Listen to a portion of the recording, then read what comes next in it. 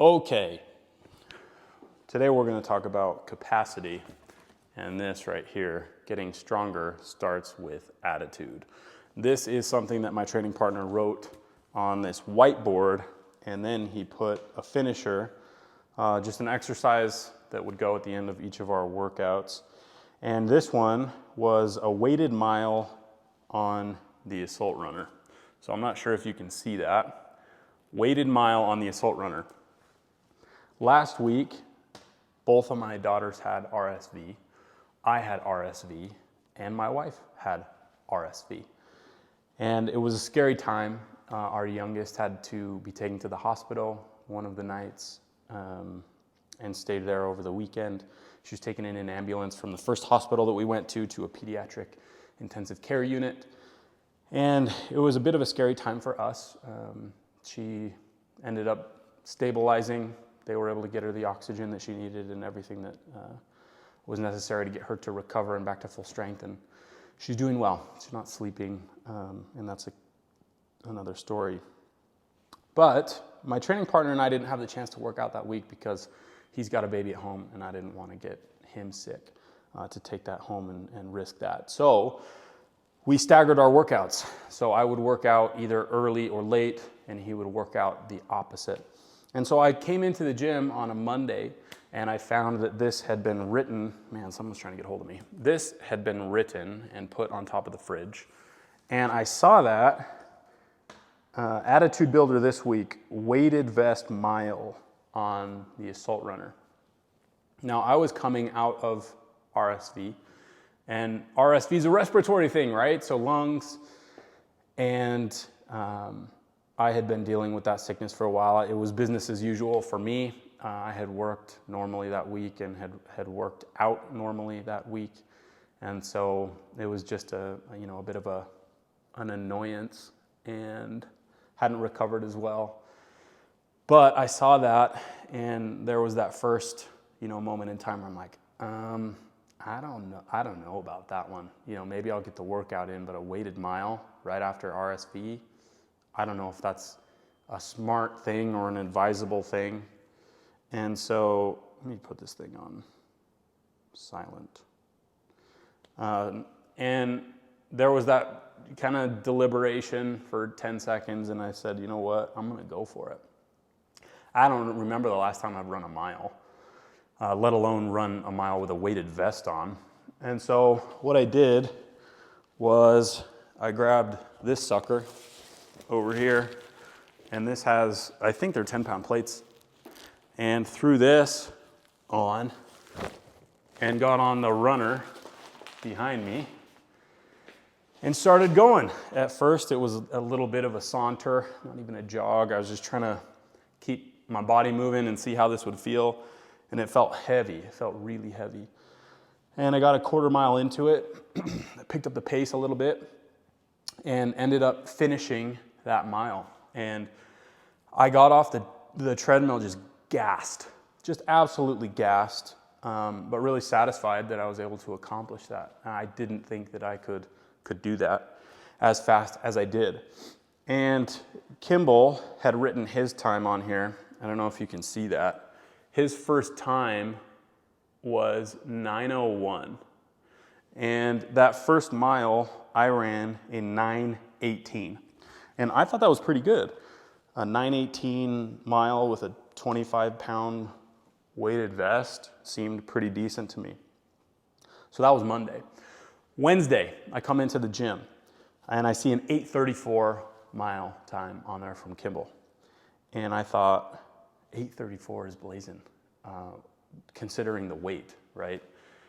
And so I'm body weight, 200, 205-ish, plus 25 pounds, so call it 225, 230. That's pretty heavy for like a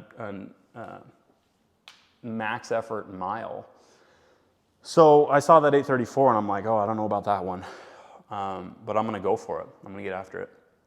I ran that mile in 8 minutes and 11 seconds, so I beat my training partner by 20 seconds, and I was absolutely done. That was 1 minute and 7 seconds faster than the mile that I had run 2 days before. And had my cardiovascular strength and endurance and fitness improved by 20% over 2 days? No, absolutely not. It hadn't. So what was the difference then? It was mental. And yes, sure, I kind of knew what to expect. I understood the pacing a little bit better, but probably not enough to warrant a 20% improvement. And so I'm like, man, that's really interesting. I cut off that much time in 1 mile, which really is like a 20% improvement, something like that. And so I thought, there's no way that Kimball's going to be able to beat 8:11 because I walked off the treadmill absolutely just done, totally done. And then that was Wednesday. Friday comes along. We've got a Monday, Wednesday, Friday, Saturday split. Friday comes along. I come into the gym after Kimball and I see a 7:45 mile. So Kimball had come in and run a 7:45 and beat me by almost 30 seconds. And that's a huge, once you start getting down into the 8s, 7s, it's harder and harder and harder to improve that mile time, right? So I see the 7:45, I'm like, holy smokes. That almost seems untouchable to me, considering the fact that I was absolutely floored when I got off the treadmill on Wednesday running an 8:11. So I decided to go for it. Kimball was there during that workout, and I don't know if you can see that, but I ended up running a 7:18, and I beat my previous time by like 50 seconds. And I walked off the treadmill, same thing, absolutely gassed, and more than I had been previously. But I started thinking about this. I'm like, 7:18?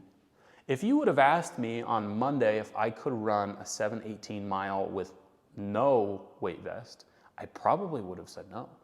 I probably would have said, maybe I could squeak it out. My PR mile is 4:56, so I know that I can run, but I haven't run that in 10 years. And so 7:18 seemed to be pretty fast, and I did that with a 25-pound vest. So what's the point? Why am I sharing this? I want to document this story as a reminder to myself that when you think you're done, you have more. You have more to give. There's more in the tank.